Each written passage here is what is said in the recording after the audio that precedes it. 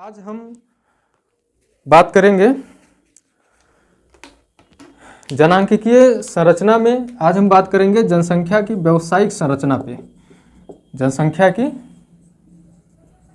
व्यावसायिक संरचना नहीं, जनांकीय जो संरचना है, जो जनसंख्या की विशेषताएं हैं, उन विशेषताओं में एक महत्वपूर्ण विशेषता ये भी है जो जनसंख्या की संरचना को इसके अकॉर्डिंग भी आप देख सकते हैं व्यवसायगत संरचना कैसी होगी जनसंख्या की। ठीक है, किसी भी देश में जो जनसंख्या है वो किन व्यवसायों में लगी हुई है, इस आधार पे हम क्लासिफिकेशन करते हैं। तो आपको पता है कि किसी भी देश में क्षेत्रीय स्तर पे भी वैश्विक स्तर पे भी जो जनसंख्या है, बहुत सारे उद्योग धंधे व्यवसाय काम बहुत सारे कार्य हैं और अलग अलग जनसंख्या उसमें अलग अलग अनुपात में नियोजित भी है। बहुत सारी जनसंख्या जो कृषि कार्यों में लगी है, कुछ उद्योग धंधों में लगे हैं, कुछ परिवहन से संबंध रखते हैं, कुछ तकनीक से संबंध रखते हैं, कुछ एजुकेशन फील्ड से संबंध रखते हैं, तो कुछ जनसंख्या स्वास्थ्य से संबंधित है, जैसे मेडिकल सेक्टर से जुड़ाव रखती है।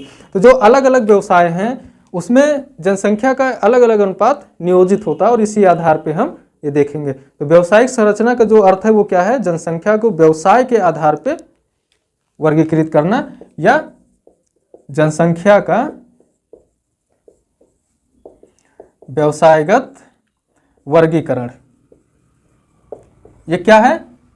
व्यवसायिक संरचना का अर्थ जो हुआ यही कि जनसंख्या का व्यवसायगत वर्गीकरण, बस 4 शब्दों में। यानी व्यवसाय जो है काम के आधार पे किसी देश या समाज की जनसंख्या को बांट दिया जाए, वही है व्यवसायगत संरचना। ठीक है, अब इससे फायदा क्या होता है कि अगर व्यवसाय के आधार पे हम जनसंख्या का अध्ययन कर लें तो इससे फायदा ये होगा कि उस क्षेत्र में जो भी नियोजन कार्य करना है, प्लानिंग जो करनी है, यानी सरकार प्लानिंग करती है ना कि किसी क्षेत्र के विकास के लिए, अगर हम उस क्षेत्र के इसको समझ लें कि उस क्षेत्र विशेष में कौन सा व्यवसाय किस स्तर पे है, कौन सी जनसंख्या किस व्यवसाय में लगी है, तो फिर हम प्लानिंग अच्छी कर पाते हैं, यानी शासन एक बेहतर प्लानिंग कर पाएगा। यही वजह है कि व्यावसायिक संरचना को भी शामिल किया जाता है जनसंख्या की विशेषताओं में। कि किसी क्षेत्र में, अब मान लीजिए कि उत्तर प्रदेश में विकास करना है, कोई विकास से संबंधित योजना बनानी है, और जो योजना बनाने वाला है उसको ये पता चल जाए कि उत्तर प्रदेश की 60% जनसंख्या कृषि में लगी है। अब वो कृषि में कौन कौन सी खेती किस क्षेत्र में होती है जो मुख्य है, 20% जनसंख्या उद्योग में लगी है। तो जो नीतियाँ बनेंगी वो कृषि के लिए अलग विशेषताएं रखेंगी, उद्योगों के लिए अलग विशेषताएं रखेंगे। यानी जो उद्योग में लगे हैं उनकी इनकम भी ठीक ठाक होगी, वहाँ पे साक्षरता भी बढ़िया होगी।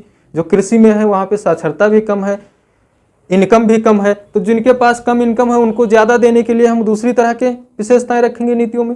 जिनके पास पहले से ही वो ठीक ठाक जीवन स्तर जी रहे हैं उनके लिए हम जो कमियाँ हैं उसको पूरा करेंगे। तो अगर हम व्यवसायों को पता कर लें कि भाई तुम क्या कर रहे हो, मजदूरी कर रहे हो, कोई दूसरा पर्सन है जो क्या कर रहा है, ऑफिस एसी रूम में बैठ के बढ़िया सर्विस सेक्टर में बैंक में बैठ के मैनेजर की पोस्ट पे बैठा हुआ है, तो दोनों के लिए हम एक सी नीतियां बनाएं, ये तो गलत होगा।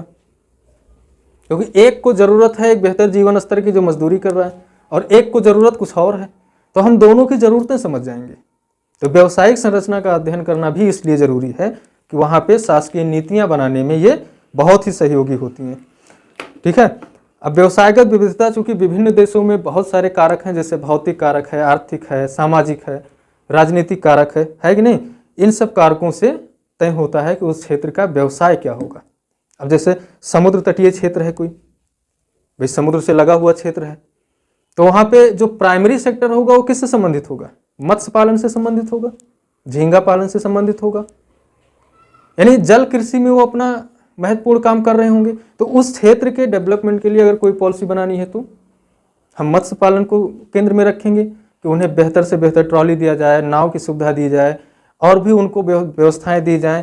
मछली पालन को और बढ़ावा देने के लिए बहुत सारी सुविधाएं दी जाएं, योजनाएं दी जाएं, सब्सिडीज दी जाएं, उनके एक्सपोर्ट इंपोर्ट को भी बढ़ावा दिया जाए। तो अलग अलग क्षेत्रों में अब वहाँ की भौतिक संरचना कुछ और थी, इसलिए मत्स्य पालन हो रहा है। आप राजस्थान में जाइए, वहाँ पे भौतिकी कुछ और है, जलवायु भी कारक कुछ और है, तो वहाँ पे कृषि किसकी होगी? मछली की तो कृषि होगी नहीं, ये तो श्योर है। तो ये सारे कारक हैं जो किसी क्षेत्र में व्यवसाय को क्या करते हैं? प्रभावित करते हैं। ठीक है, और इन्हीं कारकों से जनसंख्या के में कितने व्यवसायिक विविधता है आप भारत में ही देख लें। उत्तर से दक्षिण, पूरब से पश्चिम जब आप देखेंगे तो पाएंगे क्या कि बहुत सारे कारक जो भौतिक कारक हैं, सामाजिक कारक हैं, ये सब क्या कर रहे हैं, व्यवसाय को प्रभावित कर रहे हैं।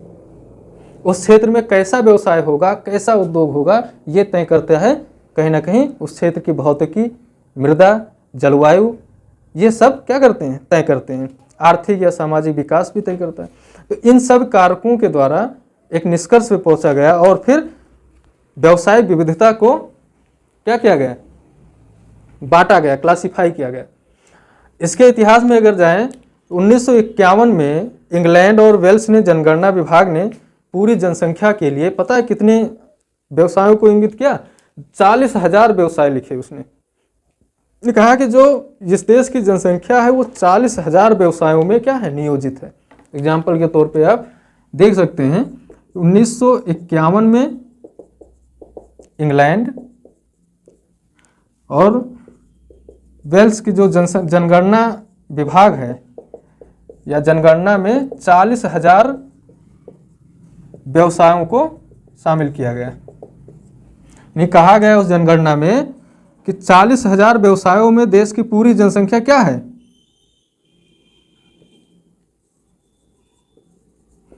नियोजित है। अब बात आई कि फिर भारत में जनगणना विभाग, भारत में भी तो व्यवसायिक संरचना पे अध्ययन करता होगा जनगणना के दौरान। तो भारत ने 1,000 व्यवसायों को क्या किया, मान्यता दिया है। भारत का जो जनगणना विभाग है उसने कितने उद्योगों को, व्यवसायों को माना है, 1,000 व्यवसायों को मान्यता दिया है कि भारत की जो जनसंख्या वो 1,000 व्यवसायों में क्या है, नियोजित है।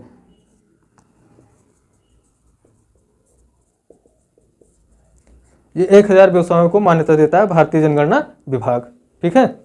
लेकिन ये तो हो गया आपका क्षेत्रीय स्तर पे, भाई इंग्लैंड ने अपने यहाँ करा लिया जनगणना और उसने व्यवसाय को वर्गीकृत कर दिया कि 40,000 व्यवसायों में जनसंख्या नियोजित है। भारत ने अपने यहाँ जनगणना कराया और देखा कि जो जनसंख्या की संरचना है वो 1,000 व्यवसायों में नियोजित है। लेकिन पूरे विश्व का भी तो कोई प्रतिनिधित्व कर रहा होगा। पूरे विश्व का प्रतिनिधित्व संयुक्त राष्ट्र कर रहा है और फिर संयुक्त राष्ट्र ने व्यवसायों का वर्गीकरण किया कि जो दुनिया की जो जनसंख्या है वो कितने व्यवसायों में, कितने तरह की व्यवसायों में नियोजित है, उन व्यवसायों का एक वर्गीकरण उसने प्रस्तुत किया। इसे नोट कर लीजिए, फिर बात करते हैं संयुक्त राष्ट्र द्वारा जो व्यवसाय का वर्गीकरण किया गया है। अब बात करते हैं कि संयुक्त राष्ट्र संघ द्वारा जो जनसंख्या के व्यवसायिक संरचना को वर्गीकृत किया गया, यानी व्यवसायों को जो वर्गीकृत किया गया कि समस्त विश्व की जनसंख्या लगभग कितने व्यवसायों में नियोजित है, उस पर थोड़ी सी बात कर लेते हैं। तो संयुक्त राष्ट्र संघ द्वारा व्यवसायिक वर्गीकरण या व्यवसायों का वर्गीकरण, इसने कितने व्यवसायों में बांटा है। तो पहले सेवा क्षेत्र है, खेल है, मनोरंजन कार्य में जो जनसंख्या है उसके लिए अलग बनाया, सेवा, खेल, मनोरंजन, ये सब भी क्या है, व्यवसाय ही है। इसमें जो जनसंख्या है में संलग्न जनसंख्या, एक तो हो गया ये। दूसरा इसने कहा प्रबंध, प्रशासनिक कार्य में जो लोग लगे हुए हैं, प्रबंधीय या प्रशासनिक कार्य में, प्रबंधीय या प्रशासनिक कार्य। तीसरा पेशेवर तकनीकी कार्य में जो लगे हुए हैं, यानी जो स्किल्स है तकनीकी। चौथा इन्होंने बताया कि उत्पादन प्रक्रिया में जो बहुत सारी जनसंख्या लगी रहती है, उत्पादन है, प्राथमिक क्षेत्र है उत्पादन प्रक्रिया में। प्राथमिक क्षेत्र में इन्होंने बताया कि जैसे कृषि में जो जनसंख्या लगी है, मत्स्य पालन में लगी है, हाँ, मत्स्य पालन, जंगल लगाना, इस तरह का वर्गीकरण किया। इसमें भी बहुत सारी जनसंख्या क्या है, लगी हुई है। आखेटक है, काश्तकार हैं, ये सब इसमें आते हैं। फिर इन्होंने एक वर्गीकरण दिया क्या, लिपिक है। उसके बाद में जो सैनिक वर्ग होता है वो भी एक व्यवसाय ही है, सैनिक वर्ग भी क्या कर रहा है, सुरक्षा में लगा हुआ है। सैनिक वर्ग, परिवहन एवं संचार, खनन, परिवहन एवं संचार, खनन कार्य, ठीक है। और फिर व्यवसाय के आधार पर एक जनसंख्या ऐसी भी होगी जो अवर्गीकृत होगी। जो लास्ट में है एक अवर्गीकृत जनसंख्या, अवर्गीकृत जनसंख्या। इतने भागों में संयुक्त राष्ट्र संघ ने जनसंख्या को बांटा कि जो पूरी जनसंख्या है विश्व की लगभग इन्हीं सभी कार्यों में संलग्न है। ये उसका व्यवसायिक वर्गीकरण है, ठीक है।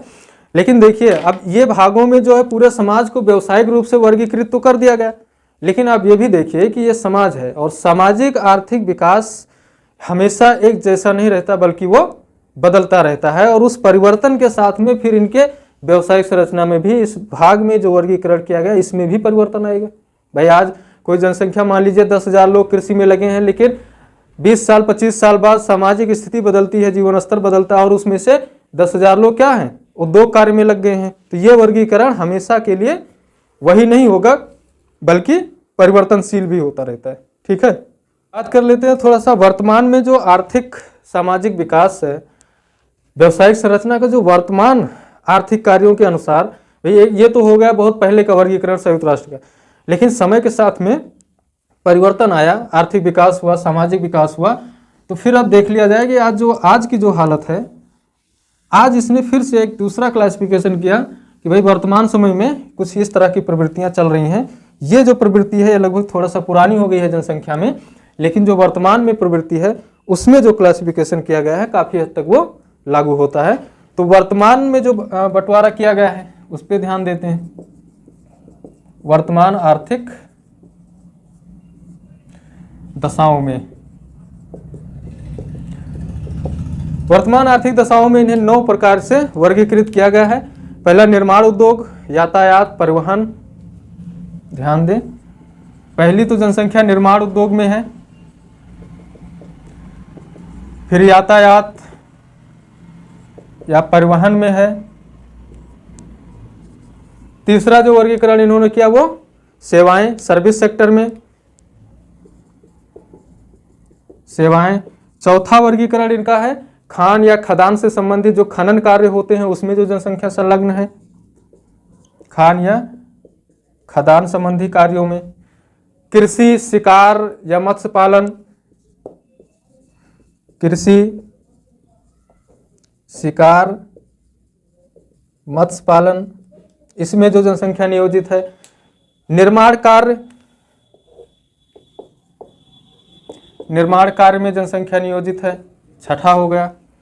सातवां वर्गीकरण इन्होंने क्या वाणिज्य यानी व्यापारी जो हैं, वाणिज्य कार्य में जो लोग लगे हुए हैं, जनसंख्या का जो भाग लगा हुआ है उसको वर्गीकृत किया गया। फिर बिजली, गैस, जल या स्वास्थ्य सेवाएं जो हैं, बिजली, जल या स्वास्थ्य के क्षेत्र में जो लोग कार्य कर रहे हैं उनको रखा गया। और एक 9वां वर्गीकरण दिया गया और कहा गया कि इसमें ये अवर्गीकृत है, कुछ जनसंख्या है जो इनमें से किसी में काम नहीं कर रही है। तो यह वर्गीकरण जो है ये वर्तमान आर्थिक परिस्थितियों को ध्यान में रख के किया गया है, ठीक है। इसके बाद हम देखते हैं कि 1971 में जो भारतीय जनगणना विभाग है, इसने 1971 की जो जनगणना हुई थी उसमें कुछ प्रकार के व्यवसायों को वर्गीकृत किया है अपने अनुसार कि हमारे देश की जो जनसंख्या यानी भारत की जनसंख्या लगभग कितने व्यवसायों में नियोजित है। तो हम उस पर चर्चा कर लेते हैं, वीडियो पॉज करके आप इसे नोट कर लीजिए। देखते हैं फिर 1971 में भारतीय जनगणना विभाग द्वारा क्या किया गया, कहा गया है, कौन कौन से हैं। जनगणना विभाग द्वारा वर्गीकरण, व्यवसायिक वर्गीकरण, ठीक। इसमें भी 9 भागों में पूरे देश की जनसंख्या को बताया कि इन 9 क्षेत्रों में जो भारत की जो जनसंख्या है वो व्यवसायगत रूप से नियोजित है। उसमें पहला था खनन एवं खदान संबंधी कार्य, खनन एवं खदान संबंधी कार्य। दूसरा भाग इन्होंने बताया कि दूसरा व्यवसाय जो है वो निर्माण उद्योग प्रक्रिया और मरम्मत कार्य जो है, निर्माण उद्योग प्रक्रिया या मरम्मत कार्य जो है, रिपेयरिंग में, इसमें दो तरह के हो सकते हैं। एक तो है जो पारिवारिक उद्योग आते हैं इसके अंतर्गत, पारिवारिक उद्योग, और दूसरा जो है वो गैर पारिवारिक उद्योग होता है उसके अतिरिक्त। ठीक है, यानी पारिवारिक उद्योग के अतिरिक्त। पारिवारिक उद्योग का मतलब होगा कि ऐसा उद्योग जिसमें पूरा परिवार मिलकर के जिसको कार्य कर ले रहा है, उसमें बाहर से किसी को हायर करने की जरूरत नहीं पड़ती है। ठीक है, फिर अगला वर्गीकरण इन्होंने किया जो तीसरा, वो इन्होंने बताया कि व्यापार या वाणिज्य के क्षेत्र में जनसंख्या जो नियोजित है, व्यापार या वाणिज्य, ये बहुत सारी जनसंख्या ऐसी है जो व्यापार में लगी हुई है, वाणिज्य कर रही है, तो उसमें जो नियोजित जनसंख्या, उसके लिए वर्गीकरण इन्होंने दिया। चौथा प्रकार बताया कि पशुपालन, मत्स्य पालन, शिकार है, पशुपालन में मत्स्य पालन है, शिकार है, आखेटक है नहीं, बगीचे लगाना, ये सब इसमें शामिल किए गए। और फिर सर्विस सेक्टर की बात आई, यानी सेवा क्षेत्र या सेवाएं। इसके बाद में निर्माण कार्य और काश्तकार, खेतीहर मजदूर, ये सब भी इसमें आए। निर्माण कार्य, छठा, कुछ जनसंख्या जो है वो खेतीहर मजदूर है, यानी जो खेतों में कृषि में जो मजदूरी करते हैं। एक तो होते हैं कृषि के मालिक, एक होते हैं मजदूर। जो खेतीहर मजदूर है वो वही हैं। ठीक है, फिर यातायात या संचार में लगे हैं कुछ लोग,